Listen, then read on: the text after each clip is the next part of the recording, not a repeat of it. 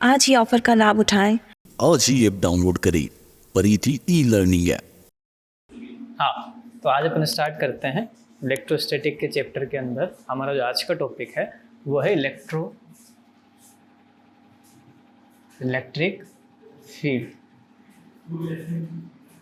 क्या टॉपिक है अपना अगला? इलेक्ट्रिक फील्ड के बारे में हम जानेंगे कि भाई इलेक्ट्रिक फील्ड है क्या। तो उससे पहले हमें कुछ बेसिक ये जानना होगा कि भाई हमने भी बात करी थी कि ये Q1 चार्ज है, Q2 चार्ज है। दोनों को अगर मैं वैक्यूम में रखता हूँ या मीडियम में रखता हूँ तो उन दोनों में एक रिपल्सिव या अट्रैक्टिव फोर्स लग रही होती है, ठीक है। अब उस फोर्स की वजह से ऐसा क्या होता है कि आखिर वो फोर्स लग कैसे रही उनके बीच में, भाई चार्ज है, पॉजिटिव है, तो वो रिपेल क्यों कर पा रहा है। जैसे कोई मैग्नेट होती है, उस मैग्नेट के अराउंड एक फील्ड क्रिएट होता है जिसकी वजह से उसमें किसी और मटेरियल को मैं लेकर आता हूँ, मैग्नेटिक प्रॉपर्टी जिसके अंदर होती है, तो वो कोई ना कोई फोर्स फील कर। वैसे ही चार्ज के अंदर होता है। अगर किसी बॉडी में आपने एक चार्ज स्टोर करवा दिया या किसी बॉडी में कोई चार्ज आया, चाहे पॉजिटिव आए या नेगेटिव, तो उसके चारों एक ऐसा फील्ड क्रिएट हो जाता है जिसमें किसी अदर चार्ज को मैं लेकर आता हूँ तो उसकी वजह से वहाँ पर उस चार्ज पर फोर्स लग रही है। तो क्या हुआ, मैं उस फील्ड को हम क्या कहते हैं? Electric field. किसी चार्ज के चारों ओर का क्या कहा हमने? किसी भी चार्ज के चारों ओर सराउंडिंग में एक फील्ड क्रिएट होता है जब भी किसी बॉडी पे चार्ज आता है। तो वो फील्ड जो है, ठीक है, उस फील्ड में अगर मैं किसी अदर चार्ज को लेकर आता हूँ तो वो अदर चार्ज एक फोर्स को फील कर रहा होता है। अगर ये चार्ज है तो ये भी अपना इलेक्ट्रिक फील्ड जनरेट करेगा। तो उन दोनों के इंटरेक्शन की वजह से यहाँ पर क्या होता है? एक फोर्स लग रही होती है। तो इलेक्ट्रोस्टैटिक फोर्स वही है जो किसी चार्ज की वजह से लग रही होती है। और चार्ज की वजह से वो फोर्स क्यों लग रही है? क्योंकि वो चार्ज अपने चारों ओर एक इलेक्ट्रिक फील्ड को क्रिएट कर रहा है। अब जितना ज़्यादा किसी बॉडी के ऊपर चार्ज आएगा क्वांटिटी के रूप में, उतनी ही ज़्यादा उसकी वो इलेक्ट्रिक फील्ड की प्रॉपर्टी होगी, इंटेंसिटी होगी उसकी। अब ये जो इलेक्ट्रिक फील्ड है ना, ये इलेक्ट्रिक फील्ड मैक्सिमम से मैक्सिमम कहाँ तक जाता है? ये मैक्सिमम जाता है इन्फिनिटी तक। कहाँ तक? अगर किसी बॉडी पे एक पर्टिकुलर चार्ज आ गया तो वो electric field instant of time पर, ठीक है, उस चार्ज से इनफाइनाइट डिस्टेंस तक फैल जाएगा। इसमें कोई इसकी स्पीड नहीं होती कि इलेक्ट्रिक फील्ड की वजह से कोई स्पीड, जैसे कोई पानी के अंदर हम वेव जाते हैं तो उसकी स्पीड दिखाई देती है। इसमें ऐसा नहीं होता। इसमें क्या होता है, किसी बॉडी पे इंस्टेंटेनियसली कोई चार्ज आया तो उस चार्ज के आने के बाद इंस्टेंटेनियसली ही उस पूरे के पूरे सराउंडिंग के अंदर इन्फिनिटी तक उसका इलेक्ट्रिक फील्ड इंटेंसिटी चली जाती है। ना ये लाइट की स्पीड से जाती है, लाइट की स्पीड से भी काफ़ी ज़्यादा। इसको हम ट्रैवलिंग नहीं कह सकते, इसको हम कह सकते हैं प्रेजेंस हो जाती है अचानक से। ठीक है, किसी बॉडी पे इलेक्ट्रिक फील्ड आती है, उसकी प्रेजेंस हर जगह एनीवेयर उस पोजीशन पे। अगर सीधी सी बात है, अगर किसी बॉडी पे चार्ज आता है तो रिलेटिविस्टिक के थ्रू उसमें कुछ लाइट की स्पीड को रिलेटिव किया जाता है कि चार्ज अगर इतनी दूरी पर है तो उसको 1 सेकंड लगेगा जाने में। तो वो वैसा कुछ नहीं होता। हम यहाँ पे हम बात करें, जैसे हमने बात करी थी, चार्ज जो है रिलेटिविस्टिक प्रॉपर्टी नहीं शो कर रहा होता। तो यहाँ पर हम क्या कह रहे हैं कि चार्ज जो है वो अपना electric field instant of time पर इनफाइनाइट डिस्टेंस तक चला देता है, यानी इनफाइनाइट डिस्टेंस तो उसकी प्रेजेंस शो हो जाती है चार्ज। जिसमें किसी और चार्ज को लेकर आऊँगा तो ऑब्वियस सी बात है, चाहे मैं कहीं पे भी लेके आऊँ उस पर एक फोर्स लगेगी। जितना पास होगा उतनी ज़्यादा फोर्स लगेगी, जितना दूर होगा उतनी कम फोर्स लगेगी। ठीक है, इलेक्ट्रिक फील्ड के बारे में हमने बात। अब आगे हम जानेंगे कि हम वापस जानते हैं इस बारे में कि इलेक्ट्रिक फील्ड क्या होता है। कि एक सबसे पहले एक डेफिनेशन हम यहाँ पे बना सकते हैं कि electric field is generated by A charge या सराउंडिंग, ठीक है, if we bring another charge in that area, that charge will feels a force। तो वो फोर्स जो फील कर रहा है वो किसकी वजह से कर रहा है कि चार्ज के चारों ओर एक ऐसा एरिया या एक फील्ड बना है जिसमें किसी और चार्ज को लाने पर वो एक फोर्स को फील कर रहा होता है। उससे उस फील्ड को हम कहते हैं इलेक्ट्रिक फील्ड। ठीक है, अब आगे हम आते हैं कि सर इलेक्ट्रिक फील्ड में फोर्स में रिलेशन क्या। हम क्या कह रहे हैं कि मान लेते हैं कि इलेक्ट्रिक फील्ड है Q2 का। इलेक्ट्रिक फील्ड किसका है? Q2 का। और वो फोर्स किस पर लगा रहा है? Q1 पे। तो हम कह सकते हैं force on Q1 by electric field of Q2। कि Q1 पर फोर्स लग रहा है, ऐसा रिपीटेडली उसके लिए भी हो रहा है। हम यहाँ पे बात कर रहे हैं कि Q1 पे फोर्स लग रहा है Q2 के इलेक्ट्रिक फील्ड की वजह से। क्लियर और नॉट? कैसे? सर F1 पे फोर्स लग रहा है 2 की वजह से, ठीक है, इज इक्वल टू कौन से चार्ज पे फोर्स लग रहा है? Q1 पे फोर्स लग रहा है। और किसकी वजह से लग रहा है? उस Q2 के इलेक्ट्रिक फील्ड की वजह से उस पर फोर्स लग रहा है।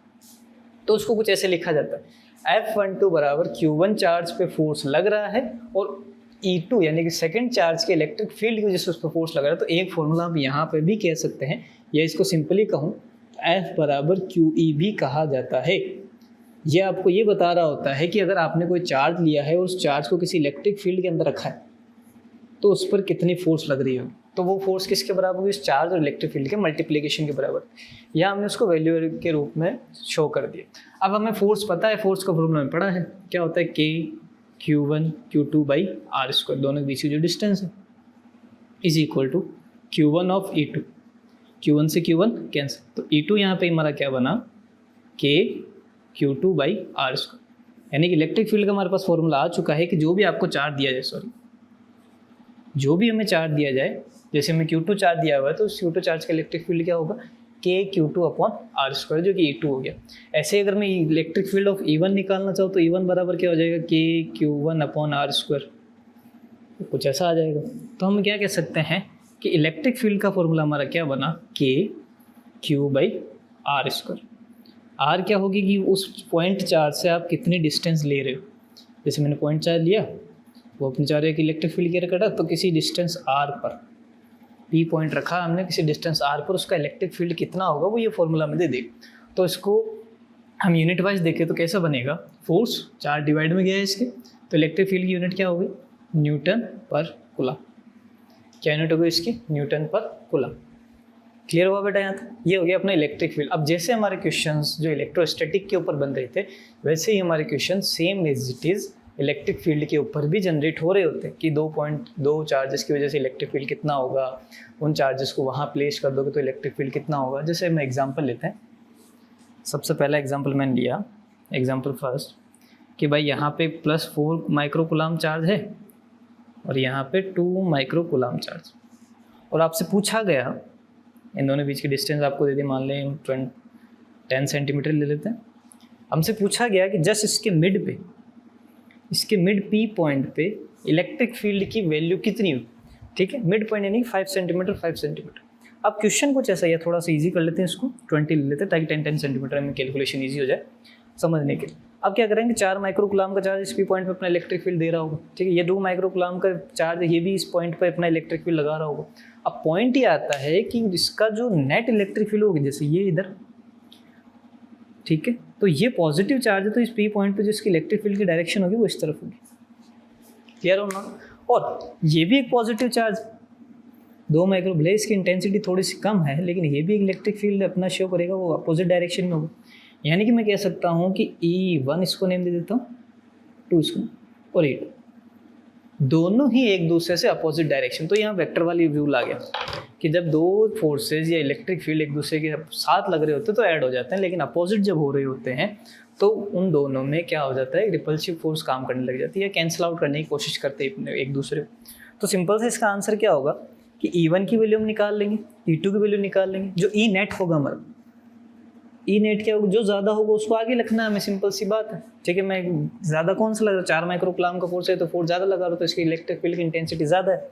तो इसका आंसर क्या आएगा अपना E1, जिससे वेक्टर फॉर्म में अगर हम लेना चाहें E1 + E2, अगर मैं E1 को पॉजिटिव मानता हूँ तो उसके अपोजिट जो भी होगा वो नेगेटिव हो जाएगा, तो इसको वेक्टर फॉर्म हटा देता हूँ तो क्या बनेगा, E1 - E2, ये अपना E नेट होगा। तो हमें क्या करना है, E1 निकालना, E2 निकालना और उन दोनों को लेस कर देना, और डायरेक्शन किस तरफ आएगी, इस तरफ आएगी, E1 की तरफ। E1 की तरफ E नेट की डायरेक्शन उधर चल रही, क्योंकि 4 माइक्रोकूलम का फोर्स 2 माइक्रोकूलम के फोर्स यानी इलेक्ट्रिक फील्ड को कैंसिल करने की क्या कर रहा होगा, कोशिश कर रहा होगा, ठीक है। तो इसकी वैल्यू निकालते हैं अपन। सबसे पहले E नेट बराबर E1 - E2। E1 क्या हुआ, K Q1 upon R square, और ये क्या हुआ, K Q2 upon R square. सबकी वैल्यू में पता है K कॉमन आता तो K कॉमन ले लेते हैं। R की वैल्यू दोनों में वैसे सेम है तो उसको भी हम कॉमन ले सकते हैं, क्योंकि दोनों में मिड में रखा हुआ 10 सेंटीमीटर है, तो उस आर स्क्वायर को मैंने कॉमन ले लिया। अंदर क्या है, Q1 - Q2, तो क्या बना 9 × 10⁻⁹ डिवाइड बाई R कितना 10 सेंटीमीटर है अपना, तो 10 × 10⁻² का होल स्क्वायर। Q1 - Q2 यानी कि 4 माइक्रोकूलम - 2 माइक्रोकूलम, माइक्रो है इस दोनों में से कॉमन लिया, 10⁻⁶ भी बाहर आ गया, कुछ ऐसे, ठीक है। अब इसको सॉल्व करना, 9 × 10⁻⁹, 10⁻⁻6 इधर ले लिया अपन ने, 10 का स्क्वायर 100, 10⁻² का 10⁻⁴ इंटू 4 - 2 ऑफ 2, ठीक है। अब जो वैल्यूज दिख रही है उनको कैंसिल आउट कर देंगे, -4 गया -2 टाइम्स, -2 गया 7 यहाँ पे रह जाएगा 9 में, ठीक है, 10 पावर बेस। अब 7 है, 2 0 होल मैंने कैंसिल किया तो यहाँ रह जाएगा 5। अब 9 मल्टीप्लाई बाई 2 कितना हुआ 18 इंटू 10⁵ न्यूटन पर कूलम। यानी कि उस पर इतना इलेक्ट्रिक फील्ड जनरेट हो रहा होगा उस पर्टिकुलर पॉइंट पे। अगर इस पॉइंट पे मैं कोई भी चार्ज को लेकर आता हूँ तो उस पर कितना फोर्स जनरेट हो रहा होगा वो सारी बातें यहाँ पे निकाल सकते हैं। जैसे यहाँ इस पॉइंट पे अगर मैं किसी भी पॉइंट चार्ज को रखता हूँ, ठीक है, तो उस पर कितनी फोर्स लग रही है वो सीधी सी बात, हमने इलेक्ट्रिक फील्ड निकाल लिया, उस पॉइंट चार्ज को उससे मल्टीप्लाई करते तो हमारे पास उस पर लग रही फोर्स की वैल्यू मिल जाएगी। हम ऐसे भी कर सकते हैं या उस तरीके से भी कर सकते हैं, इलेक्ट्रिसिटी फोर्स वाले तरीके से भी, दोनों तरीके हमारे पास। तो ये इलेक्ट्रिक फील्ड के बारे में हमने जाना अभी, ठीक है।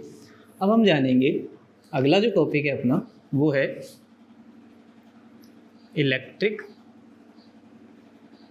Field lines. क्या टॉपिक है अपना अगला? इलेक्ट्रिक फील्ड लाइंस के बारे में हम जानेंगे कि आखिर इलेक्ट्रिक फील्ड लाइंस होती क्या है, इनकी क्या क्या प्रॉपर्टीज़ होती है, वो सारी बातें हम जानेंगे। जैसे अपने बात करी कि अगर मैं चाहे कोई सा भी एक चार्ज को लेता हूँ सर, तो अपने चारों ओर एक फील्ड को क्रिएट करता है।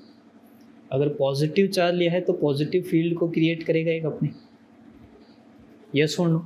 और मैंने अगर दूसरा कोई चार्ज लिया है, जैसे मान लो नेगेटिव चार्ज लिया है, तो वो भी अपने चारों ओर एक फील्ड को क्रिएट करेगा, जिसमें किसी अदर चार्ज को लेकर आने पर वो एक फोर्स फील करेगा। अब उस फोर्स की इंटेंसिटी या उस फोर्स की वैल्यू जो है उस चार्ज के वैल्यू पे डिपेंड कर रही होगी। चार्ज जितना ज़्यादा होगा फोर्स या इंटेंसिटी उतनी ही ज़्यादा होगी, सिंपल सी बात। तो अब हमें यहाँ समझना है, हमें समझना है सर इन दोनों की कोई ना कोई तो डायरेक्शन हो रही होगी। कैसे? कि अगर मैं इसके पास में किसी नेट चार्ज किसी अदर चार्ज को लेकर आता हूँ तो वो क्या करेगा, और इसके पास में किसी अदर चार्ज को लेकर आता हूँ तो क्या करेगा। ठीक है, मैंने दोनों के पास एक क्यू चार्ज लेकर आए तो क्या होगा, ये पॉजिटिव वाला उसको बाहर रिपेल करेगा, धक्का देने की कोशिश करेगा, और ये वाला जो नेगेटिव चार्ज है इस क्यू को अपने ओर खींचने की कोशिश कर, हाँ ये भी उस पर फोर्स लगा रहा होगा। हम बात कर रहे हैं इन पर्टिकुलर। तो यहाँ हमें क्या पता चल रहा है, दोनों की डायरेक्शंस के बारे में कुछ पता चल रहा है कि पॉजिटिव चार्ज क्या करने की कोशिश कर रहा है और नेगेटिव चार्ज क्या करने की कोशिश कर रहा है। तो वो एक रिपेल कर रहा है और एक अट्रैक्ट कर रहा है। तो ऐसे ही उनकी डायरेक्शंस भी बताई गई है कि हम क्या करेंगे, पॉजिटिव चार्ज जो है किसी चार्ज को रिपेल करने की कोशिश करेगा, यानी कि अपने से दूर ले जाने की कोशिश करेगा, चाहे उस चार्ज अदर चार्ज को किसी भी डायरेक्शन में रखा जाए। तो उसको कुछ हम ऐसे रिप्रेजेंट कर सकते हैं, ठीक है। और नेगेटिव क्या कर रहा होगा, किसी चार्ज को अपनी ओर लाने की कोशिश कर रहा होगा, कुछ ऐसे। तो ये जो मैं लाइंस बना रहा हूँ ना, जो इसके डायरेक्शंस को या इस इलेक्ट्रिक फील्ड की प्रॉपर्टी को शो कर रहे हैं, ठीक है, इन लाइंस को कहा जाता है इलेक्ट्रिक फील्ड लाइंस। हम इस घेरे की बात नहीं कर रहे हैं, तो हम फील्ड बताने की कोशिश कर रहे हैं, ठीक। हम ये लाइंस जो है, ये लाइंस ये बता रही है कि किसी इलेक्ट्रिक फील्ड की वजह से किसी अदर चार्ज पर किस डायरेक्शन में फोर्स लग रहा है। तो क्या होता है कि इस इलेक्ट्रिक फील्ड को रिप्रेजेंट करने के लिए हम जो इमेजिनरी लाइंस को ड्रॉ कर, हमने इमेजिनरी में हम चाहे जितनी बना सकते हैं, यहाँ पर इमेजिनरी लाइंस ही है, तो मैं चाहूँ तो 1000 भी बना दूँ यहाँ पर, लेकिन सफिशिएंट की जरूरी बात होती है यहाँ पर। तो इलेक्ट्रिक फील्ड जो होता है उसको जितनी लाइंस आप कैपेबल हो जितने बना सकते हो, जो इलेक्ट्रिक फील्ड होता है उनको शो करने के लाइंस की जरूरत होती है। तो वो जो इमेजिनरी लाइंस होती है वही होती है इलेक्ट्रिक फील्ड लाइंस, ठीक है, जो कि ये शो कर रही होती है किस डायरेक्शन में इलेक्ट्रिक फील्ड की हो रहा होगा या किस डायरेक्शन में इलेक्ट्रिक फील्ड लग रहा होगा, ठीक है। अब आगे आते हैं अपन थोड़ा सा, ये देखते हैं कि सर इसके आगे और क्यों क्या बातें होती है। कि इलेक्ट्रिक फील्ड तो समझ में आ गया, पॉजिटिव से तो बाहर की तरफ निकल रहा और नेगेटिव के अंदर की तरफ जाने की कोशिश कर रहा। सेकेंड थिंग हमें जानना है इनकी प्रॉपर्टीज के बारे में,